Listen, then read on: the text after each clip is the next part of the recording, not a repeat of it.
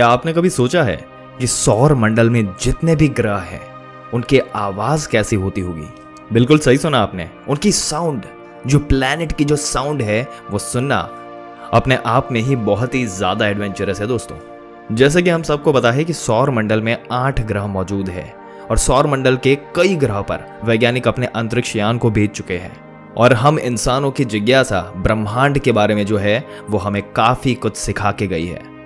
और आज के वीडियो में हम आपको बताने वाले हैं सौर मंडल के उन ग्रहों की वो रियल आवाज जो कि इस वीडियो के माध्यम से आप सुनने वाले हैं। तो दोस्तों कुर्सी की पेटी बांध लीजिए, आपको ले चलते हैं सौर मंडल में उन ग्रहों के पास और उनकी आवाज सुनकर आपको पता चलेगा कि किस तरीके की आवाज इन ग्रहों की है।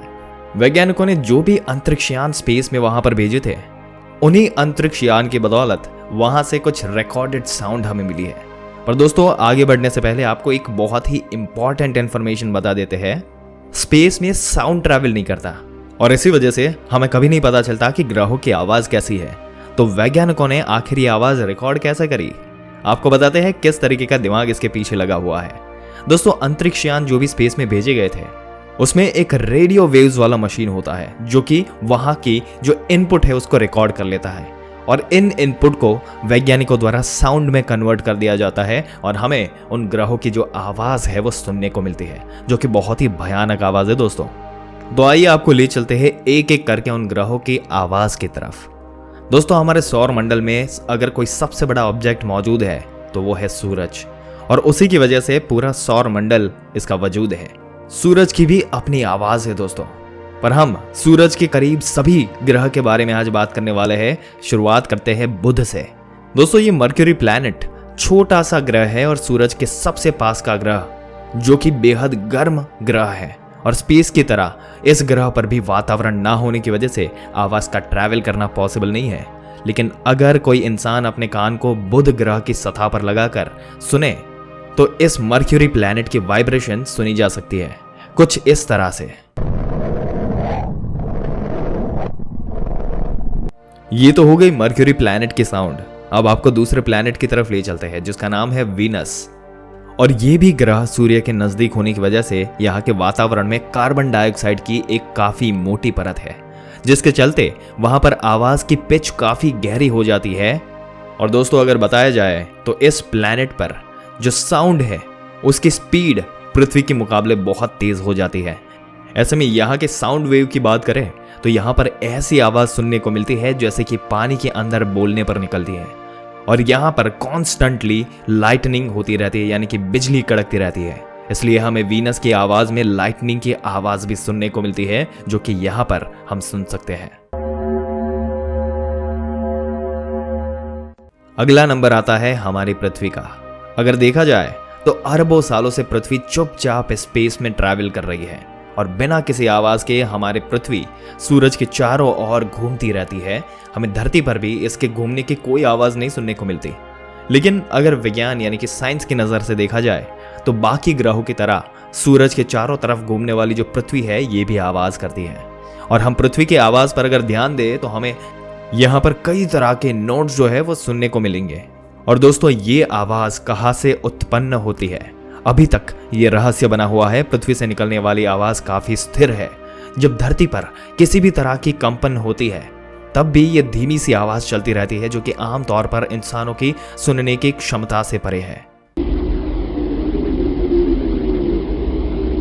कुछ वैज्ञानिकों का मानना है कि पृथ्वी की ये जो आवाज है वो समुद्र या फिर हलचल वाले वातावरण की वजह से हो सकती है। अब दोस्तों इस मामले में हमारा चांद भी पीछे नहीं है, क्योंकि स्पेस का हिस्सा होने के कारण हमारी पृथ्वी के पास जैसे वातावरण है वैसे चांद के पास बिल्कुल नहीं है। और ऐसे में चांद की अपनी कोई आवाज नहीं है, लेकिन सौर मंडल में मौजूद हर ग्रह के पास अपनी एक आवाज है और यह आवाज सुनने में काफी रहस्यमय लगती है। असल में दोस्तों मंगल ग्रह का वातावरण बहुत ही पतला है, जिसकी वजह से यहाँ शक्तिशाली तूफानों का आना थोड़ा मुश्किल है और इस पतले वातावरण के चलते साउंड वेव्स भी एक सीमित सीमा तक ही ट्रैवल कर सकते हैं। बात कर रहे हैं नासा की। इनके इनसाइड लैंडर द्वारा रिकॉर्ड की गई मार्स की साउंड वेव्स, इसमें इसकी जो आवाज है वो इस तरीके से है। और इस आवाज को सीस्मोमीटर से रिकॉर्ड की गई है। इस वेव को मार्स की हवा और वहां की मदद से वो रिकॉर्ड किया गया है। सुनने में मार्स की आवाज काफी मैग्नीट्यूड वाली लगती है, जिसमें गड़गड़ाहट साफ तौर पर सुनने को मिलती है। इसके बाद वाले ग्रह की बात बताएं तो आता है जुपिटर। हमारे सौर मंडल का सबसे बड़ा ग्रह जुपिटर सबसे बड़ा भी है और जुपिटर पर भेजा गया नासा का मिशन जब शक्तिशाली मैग्नेटिक फील्ड को पार कर यहां पर पहुंचता है तो वहां रिकॉर्ड किए गए रेडियो सिग्नल्स को साउंड वेव्स में कन्वर्ट करने पर हमें लाइटनिंग और गड़गड़ाहट की आवाज सुनने को मिलती है। और जुपिटर का साउंड आप इस तरीके से सुन सकते हैं। आकार में बड़ा होने की वजह से जुपिटर से मिलने वाले साउंड में काफी स्ट्रॉन्गनेस पाई गई है। अब बात करते हैं साउंड ऑफ द सैटर्न की। दोस्तों, सौर मंडल का दूसरा सबसे बड़ा जो ग्रह है, यहां पे भी रेडियो वेव्स के थ्रू हमने साउंड रिकॉर्ड किया है और स्पेस के द्वारा इन भारी मात्रा में रेडियो मिशंस को रिकॉर्ड किया गया है।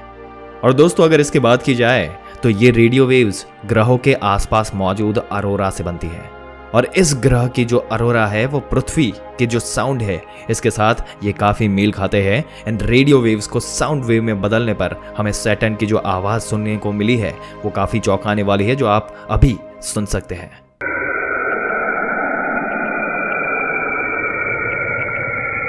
और दोस्तों, इस सैटर्न की अगर शुरुआत की आवाज में बात की जाए तो शुरुआत में ये बांसुरी की कोमल गुनगुनाहट सी लगती है, लेकिन धीरे धीरे इस आवाज में चेंजेस आते हैं और फिर हमें साउंड के फटने और रूखी हवाओं के तेज होने की आवाजें जो है वह सुनाई देती है। आवाज में ये लाउडनेस कुछ ही समय के लिए रहती है और फिर से ये धुन एक कोमल गुनगुनाहट में बदल जाती है।